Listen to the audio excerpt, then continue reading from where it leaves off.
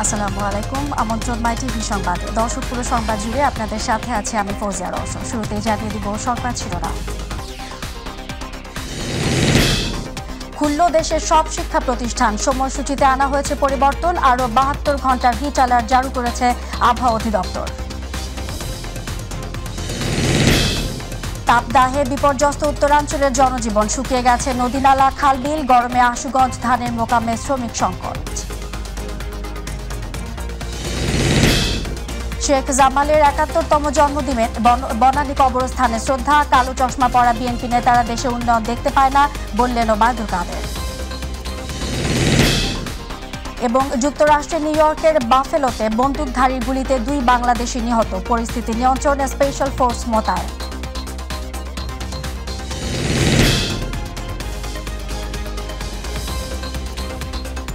দর্শক এতক্ষণ শুনছিলেন শিরোনাম, এবার চলে যাব বিস্তারিত সংবাদে। তীব্র তাপ প্রবাহে জারি হওয়া হিট অ্যালার্টের মধ্যেই খুলেছে দেশের সব শিক্ষা প্রতিষ্ঠান। মাধ্যমিক বিদ্যালয়, কলেজ, মাদ্রাসা ও কারিগরি শিক্ষা প্রতিষ্ঠানে ক্লাস চলছে। সময়সূচিতে কিছুটা পরিবর্তন এনে খুলে দেওয়া হয়েছে প্রাথমিক বিদ্যালয়ও। শিক্ষার্থীদের স্বাস্থ্য ঝুঁকি বিবেচনায় বন্ধ রয়েছে শুধু প্রাথমিক বিদ্যালয়। প্রাথমিক বিদ্যালয় পরিচালনার সময়সূচিতে আনা হয়েছে পরিবর্তন। এক শিফটের প্রাথমিক বিদ্যালয়ে ক্লাস চলবে সকাল ৮টা থেকে বেলা 11:30 পর্যন্ত। আর ২ শিফটের বিদ্যালয়ে প্রথম শিফট ৮টা থেকে 9:30 এবং দ্বিতীয় শিফট পৌনে 10টা থেকে 11:30 পর্যন্ত। তাছাড়া প্রাথমিক বিদ্যালয়ে ক্লাস চললেও বন্ধ থাকবে অ্যাসেম্বলি। এই সময় পড়ালেখায় একদম মন বসে না। একদিকে লোডশেডিং এর কারণে অতিরিক্ত গরম আমাদের একটু অস্বস্তিকর, বিভ্রান্তিকর হয়ে যায়। যাতায়াতে অনেক অসুবিধা হয়, তার মাঝে মাঝে অনেক সময় কারেন্ট চলে যায়। আমাদের রাজধানী সহ সারা দেশে মাঝারি থেকে তীব্র তাপপ্রবাহ চলছে। পরিস্থিতিতে আরও ৭২ ঘন্টা বা ৩ দিন ধরে হিট অ্যালার্ট জারি করেছে আবহাওয়া অধিদপ্তর। এতে বলা হয়, দেশের ওপর দিয়ে চলমান তাপপ্রবাহ রোববার থেকে পরবর্তী ৭২ ঘন্টা অব্যাহত থাকতে পারে। এ সময় জলীয় বাষ্পের আধিক্যের কারণে অস্বস্তি বৃদ্ধি পেতে পারে। এর আগে গত ১৯ এপ্রিল তীব্র তাপপ্রবাহের কারণে আবহাওয়া অধিদপ্তর থেকে প্রথমবার ৩ দিনের হিট অ্যালার্ট জারি করা হয়। এরপর কয়েক ধাপে তা বাড়ানো হয়। তাপপ্রবাহে প্রাণীকুল ওষ্ঠাগত, দেশ জুড়ে বইছে মৃদু থেকে অতি তীব্র ধরনের তাপপ্রবাহ। এরই মধ্যে বিপর্যস্ত উত্তরাঞ্চলের জনজীবন, শুকিয়ে গেছে নদী নালা খালবিলও। টিউবওয়েলের পানি উঠছে না রংপুরের বিভিন্ন এলাকায়, ফলে দেখা দিয়েছে বিশুদ্ধ পানির সংকট। গরমের পাশাপাশি যোগ হয়েছে অসহনীয় লোডশেডিং। পানির অভাবে শঙ্কা দেখা দিয়েছে কৃষকের চাষাবাদেও। প্রতিনিধি মাহমুদুল হাসানের রিপোর্ট, জানাচ্ছেন এস এম হামিম। রংপুরে তীব্র তাপদাহের সাথে লোডশেডিংয়ে নাকাল হয়ে পড়েছে উত্তরের জনজীবন। গরমে বিপর্যস্ত হয়ে পড়েছে সাধারণ মানুষ। অন্যদিকে ভূগর্ভস্থ পানির স্তর নিচে নেমে যাওয়ায় জেলার বেশিরভাগ টিউবওয়েলে মিলছে না পানি। এতে দেখা দিয়েছে তীব্র পানির সংকট। অতিরিক্ত গরমে দুপুর গড়াতেই ফাঁকা হয়ে যাচ্ছে পথঘাট। গরম বাতাসে দুর্বিষহ জীবনযাপন করছে সাধারণ মানুষ। বাইরে বার হওয়া যাচ্ছে না, প্রচন্ড রোডে কোনো লোকজন নাই, একদম বন্দরটা ফাঁকা হয়ে গেছে। প্রচন্ড তাপমাত্রা এবং সাথে গরম বাতাস। রাতের বেলা তো কারেন্ট প্রায় যায়। বিশেষভাবে শিক্ষার্থীরা স্কুল করে যাইতে পারতেছে না। ঘন ঘন লোডশেডিং এর ফলে সেচ সংকটে বোরো ধান উৎপাদন ব্যাহত হচ্ছে, ফলে দুশ্চিন্তায় কৃষকরা। বোরো ধান ফুলতেছে, ফলার সময় যতটুকু পানি দেওয়ার প্রয়োজন সে পর্যাপ্ত পানি পাচ্ছি না আমরা বিদ্যুতের কারণে। কোনো সময় আসে 10 মিনিট থাকে চলে যায়। এই সময় আমাদের পানি পর্যাপ্ত পরিমাণে প্রয়োজন। যেরোর বিদ্যুতের সমস্যার কারণে আমরা পানিটা সঠিকভাবে পাচ্ছি না। ফলন স্বাভাবিক রাখতে কৃষকদের সব ধরনের পরামর্শ দেওয়া হয়েছে বলে জানিয়েছে কৃষি বিভাগ। আমাদের মাঠ পর্যায়ে উপসহকারী কৃষি কর্মকর্তারা রয়েছেন, তাদেরকে পরামর্শ দেওয়া হয়েছে। বিশেষ করে ধান ফসলের ক্ষেত্রে এই মুহূর্তে জমিতে 2 থেকে 3 ইঞ্চি পানি রাখতে হবে। আমরা কৃষি বিভাগের পক্ষ থেকে একেবারে ব্লক পর্যায়ে আমরা সকলেই একেবারে মাঠ পর্যায়ে কৃষকদের সাথে আছি এবং তাদেরকে পরামর্শ দিচ্ছি। এই তাপদাহ আরও কিছুদিন অব্যাহত থাকবে বলে জানিয়েছে রংপুর আবহাওয়া অফিস। এস এম হামিম, মাই টিভি। মৌসুমের নতুন ধানের সরগরম দেশের পূর্বাঞ্চলের অন্যতম ধানের মোকাম ব্রাহ্মণবাড়িয়ার আশুগঞ্জ। কিন্তু তীব্র তাপদাহে মোকামগুলো দেখা দিয়েছে শ্রমিক সংকট, অসুস্থ হচ্ছেন অনেকে। ব্যবসায়ীরা জানিয়েছেন, শ্রমিক সংকটে ধান সরবরাহ ব্যাহত হতে থাকলে চালের দাম বাড়ার আশঙ্কা রয়েছে। প্রতিনিধি নিতাই চন্দ্র ভৌমিকের তথ্যচিত্রে আতিকুর রহমান তিতাসের রিপোর্ট। মেঘনা নদীর তীরবর্তী বিওসি ঘাটের এই মোকামে বৃহত্তর সিলেট, ময়মনসিংহ, হবিগঞ্জ, কিশোরগঞ্জ, সুনামগঞ্জ সহ অন্তত 7টি জেলা থেকে হাজার হাজার মন ধান আমদানি হয়। এবার ধানের বাম্পার ফলন হওয়ায় মৌসুমের শুরু থেকেই মোকামে বেড়েছে ধানের সরবরাহ।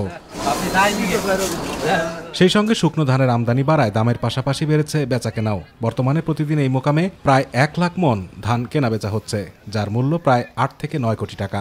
এখানে প্রতিদিন 50 থেকে 60 হাজার বস্তা ধান লোড আনলোড। মোকামে প্রতিদিন ধান লোড আনলোড করার জন্য রয়েছে 700 থেকে 800 শ্রমিক, কিন্তু অতিরিক্ত তাপদাহের কারণে মোকামে শ্রমিক সংখ্যা কমে গেছে। এছাড়া অসুস্থও হচ্ছে অনেক শ্রমিক। এখন যে প্রচন্ড গরমের কারণে আমাদের আশুগঞ্জে যে লেবারগুলা কাজ করে প্রত্যেকটা সর্দারের আপনি মনে করেন 30 থেকে 40টা পর্যন্ত শ্রমিক থাকে আর কি। গরমের কারণে কাম কাজ করতে পারি না।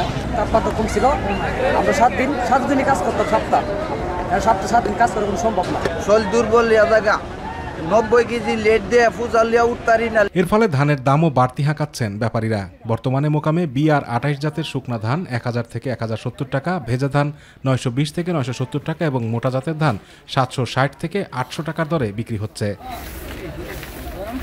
মোকাম সংশ্লিষ্টরা বলছেন, প্রচন্ড গরমে শ্রমিক সংকট দেখা দেয় ধানের দামও বাড়তি। প্রায় লোকের 60-70 দিনের দরকার বর্তমানে আছে, অন্য 60-70 দিনের মিলিয়ে প্রত্যেকটা সরকারের 10-15 দিনের বিষয় হয়ে যায়। গরমের ছুটে আর বস্তায় 90 কেজি, আমি 70 কেজি ওজনের পড়া যদি 90 কেজি বস্তা হয় তো আমার দেওয়া সম্ভব না। গরমে শ্রমিক সংকটের পাশাপাশি মোকামে জায়গার সংকুলন না থাকায় শ্রমিকদের আরও সমস্যা হচ্ছে। আশুগঞ্জ বন্দরের মানুষ দান নিয়ে অত্যন্ত কঠিন অবস্থার মধ্যে আছে। ধানের যে জায়গার সংকট রয়েছে, তাতে করে নতুন ধানগুলা জায়গার অভাবে যথেষ্ট পরিমাণ ধান নষ্ট হচ্ছে। ধানের দাম নিয়ন্ত্রণে রাখতে শ্রমিকদের সুযোগ সুবিধা বাড়ানোর তাগিদ ব্যবসায়ীদের। আতিকুর রহমান তিতাস, মাই টিভি। দ্বাদশ জাতীয় নির্বাচনে কোন চাপে জাতীয় পার্টি নির্বাচনে এসেছে তা দলটিকে পরিষ্কার করতে হবে বলে জানিয়েছেন আওয়ামী লীগ সাধারণ সম্পাদক ওবায়দুল কাদের। তিনি বলেন, নির্বাচনে বিদেশি শক্তির কোনো প্রভাব ছিল না। বঙ্গবন্ধু পুত্র শেখ জামালের জন্মবার্ষিকী উপলক্ষে বনানী কবরস্থানে শ্রদ্ধা নিবেদন শেষে তিনি একথা জানান। কালো চশমা পরা বিএনপি নেতারা দেশের উন্নয়ন দেখতে পায় না বলেও মন্তব্য করেন ওবায়দুল কাদের। সাইদুর রহমান আবিরের রিপোর্ট। জাতির পিতা বঙ্গবন্ধু শেখ মুজিবুর রহমানের পুত্র বীর মুক্তিযোদ্ধা শহীদ শেখ জামালের জন্মদিন উপলক্ষে বনানী কবরস্থানে প্রথমেই আওয়ামী লীগ সভাপতি প্রধানমন্ত্রী শেখ হাসিনার পক্ষে পুষ্পার্ঘ্য অর্পণ করা হয়। দলের কেন্দ্রীয় নেতাদের সাথে নিয়ে শ্রদ্ধা নিবেদন করেন আওয়ামী লীগ সাধারণ সম্পাদক ওবায়দুল কাদের। এ সময় এক প্রশ্নের জবাবে নির্বাচনে আসা নিয়ে জাতীয় পার্টির বক্তব্যের পাল্টা প্রশ্ন ছোড়েন আওয়ামী লীগ সাধারণ সম্পাদক। পাকিস্তানের সঙ্গে তো প্রীতি তাদের, বন্ধুত্ব তাদের, সেই পাকিস্তানও আজ বাংলাদেশের উন্নয়ন দেখতে পায়, এতে রিজভিদেরই লজ্জা পাওয়া উচিত। কারণ তারা বাংলাদেশের উন্নয়ন দেখতে পায় না, কালো চশমা পরে তারা শাহবাজ শরীফ যা দেখে সেটাও দেখে না। দেশের উন্নয়ন নিয়ে বিএনপি নেতাদের বক্তব্যের জবাব দেন ওবায়দুল কাদের। এখানে কোনো বিদেশি শক্তির চাপ ছিল, আমরা কোনো চাপ অনুভব করিনি।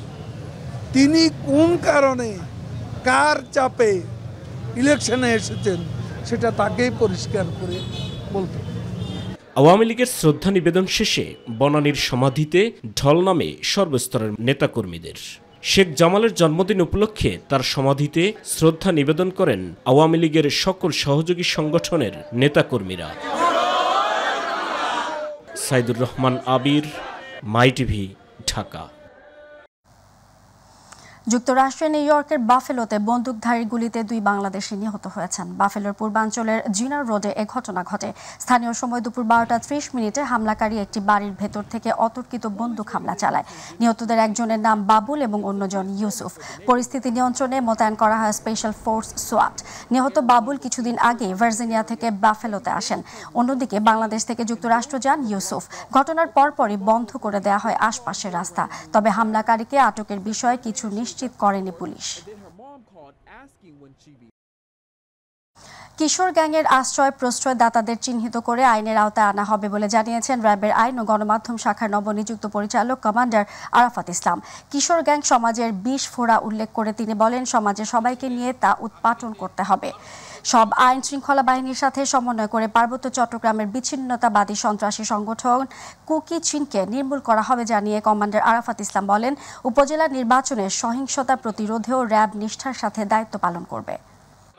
মাদকের ব্যাপারে আমাদের জিরো টলারেন্স এবং কিশোর গ্যাংয়ের ব্যাপারে আমাদের রাষ্ট্রের সর্বোচ্চ মহল থেকে আমরা আদেশ পেয়েছি এবং আমরা কাজ করে যাচ্ছি। আপনারা দেখেছেন আমরা প্রচুর কিশোর গ্যাংয়ের প্রচুর সদস্যকে আমরা ইতিমধ্যেই গ্রেফতার করেছি, আইনের হাতে আমরা তুলে দিয়েছি এবং এই তৎপরতা আমাদের এই আইন শৃঙ্খলা রক্ষাকারী বাহিনীর এই তৎপরতা আপনারা আগের চাইতে অনেক বেগবান দেখেছেন। সো এটি চলমান থাকবে এবং এদেরকে যারা আশ্রয় প্রশ্রয়দাতা, যাদের মদতদাতা, আমরা তো তদন্ত করে এটার খুঁজে বের করবো এর মূলে কারা আছে এবং তাদেরকে অবশ্যই আমরা আইনের আওতায় নিয়ে আসবো এবং আমরা কিশোর গ্যাং এবং মাদককে আমরা রুট লেভেল থেকে অর্থাৎ সমূলে আমরা উৎখাত করবো ইনশাল্লাহ।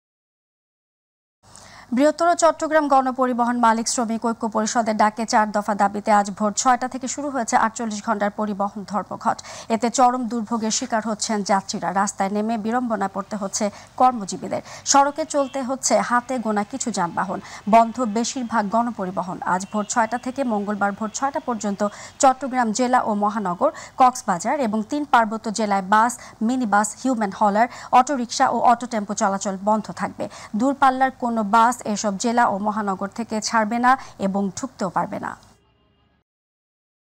স্থানীয় সরকারের জেলা পরিষদ, পৌরসভা ও ইউনিয়ন পরিষদের প্রায় 100 পদে সাধারণ ও শূন্য পদে উপনির্বাচন অনুষ্ঠিত হচ্ছে। সকাল 8টা থেকে ভোট গ্রহণ শুরু হয়েছে, চলবে বিকেল 4টা পর্যন্ত। 19টি ইউনিয়নের চেয়ারম্যান, সাধারণ ও সংরক্ষিত ওয়ার্ডের সদস্য পদে নির্বাচন অনুষ্ঠিত হচ্ছে। এছাড়া 2টি পৌরসভায় মেয়র ও 2টি জেলা পরিষদে কাউন্সিলর এবং 65টি ইউনিয়ন পরিষদের বিভিন্ন শূন্য পদে উপনির্বাচন হচ্ছে। এছাড়া 7টি পৌরসভায় নির্বাচন অনুষ্ঠিত হচ্ছে ওয়ার্ড কাউন্সিলর পদে। এর মধ্যে নীলফামারীর জলঢাকা ও রাজশাহীর কাটাখালী পৌরসভায় মেয়র পদে উপনির্বাচন হচ্ছে।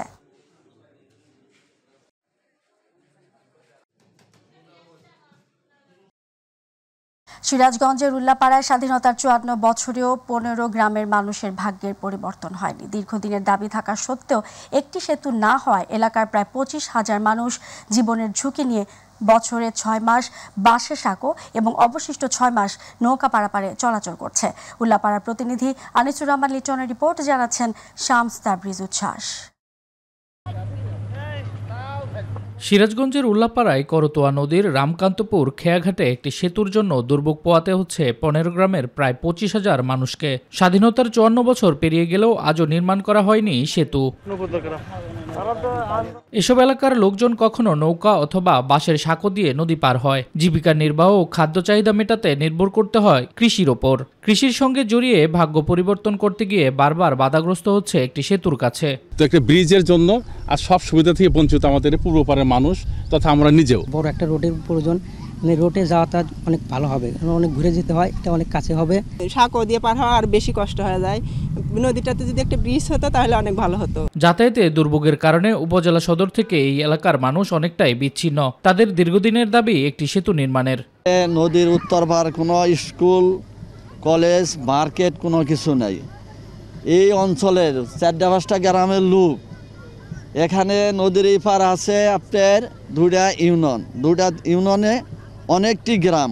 এই ব্রিজটা যদি হয় তাহলে অনেকেই উপকৃত হবে, কেননা যখন এখানে বৃষ্টি হয়, বর্ষার মৌসুম আসে, তখন 7-8টা অঞ্চলের লোকজন এখান দিয়ে যাতায়াতে অনেক সমস্যা সৃষ্টির সম্মুখীন হয়।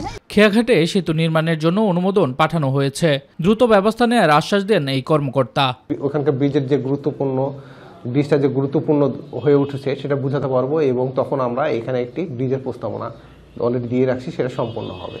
এলাকার বৃহত্তর জনগোষ্ঠীর যাতায়াত ও দুঃখ লাঘবে দ্রুত পদক্ষেপ নেবে কর্তৃপক্ষ, এমনটাই দাবি এলাকাবাসীর। শামস তাবরিজ উচ্ছ্বাস, মাই টিভি নিউজ ডেস্ক।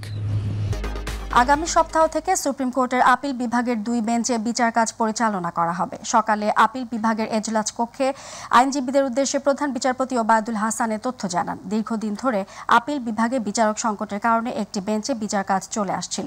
সম্প্রতি আপিল বিভাগে 3 জন বিচারপতি নিয়োগ দেওয়া হয়েছে। বর্তমানে প্রধান বিচারপতি সহ আপিল বিভাগে 8 জন বিচারপতি রয়েছেন। বুধবার আপিল বিভাগে 3 জন বিচারপতি নিয়োগ দেন রাষ্ট্রপতি। তারা হলেন মোহাম্মদ আব্দুল হাফিজ, মোহাম্মদ শাহিনুর ইসলাম ও কাশেফা হোসেন। দর্শক, সংবাদের শেষ প্রান্তে আমরা, তবে যাবার আগে শিরোনামগুলো জানিয়ে দেব আরও একবার। খুলল দেশের সব শিক্ষা প্রতিষ্ঠান, সময়সূচিতে আনা হয়েছে পরিবর্তন। আরও 72 ঘন্টার হিট অ্যালার্ট জারি করেছে আবহাওয়া অধিদপ্তর। তাপদাহে বিপর্যস্ত উত্তরাঞ্চলের জনজীবন, শুকিয়ে গেছে নদী নালা খালবিল। গরমে আশুগঞ্জ ধানের মোকামে শ্রমিক সংকট। শেখ জামালের ৭১তম জন্মদিনে বনানী কবরস্থানে শ্রদ্ধা। কালো চশমা পরা বিএনপি নেতারা দেশের উন্নয়ন দেখতে পায় না, বললেন ওবায়দুল কাদের। যুক্তরাষ্ট্রের নিউ ইয়র্কের বাফেলোতে বন্দুকধারীর গুলিতে 2 বাংলাদেশি নিহত। পরিস্থিতি নিয়ন্ত্রণে স্পেশাল ফোর্স মোতায়েন।